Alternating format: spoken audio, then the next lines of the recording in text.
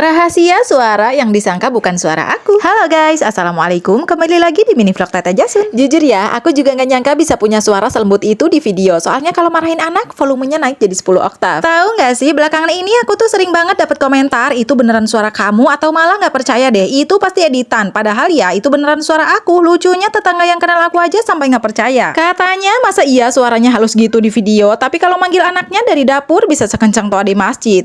Ya maaf, itu mode emak-emak aktif. Tapi serius, kalau ditanya gimana caraku isi voice over biar enak didengar, rahasianya sederhana banget. Sambil senyum, iya sambil senyum. Soalnya beda banget hasilnya kalau kita baca naskah dengan muka datar. Nada suara itu ikut ke bawah suasana hati. Jadi kalau kita senyum, hasil rekaman pun ikut hangat. Terus yang kedua, aku tuh selalu minta bantuan ChatGPT buat bikinin naskah. Biasanya aku tinggal bilang, hai rekan kerja, aku mau tema lucu santai tapi tetap ada maknanya ya. Dan tara, tinggal aku atur mau dibawain dengan gaya gimana. Tapi nih ya, menurut aku meskipun naskahnya udah bagus, tetap yang paling penting itu cara penyampaiannya.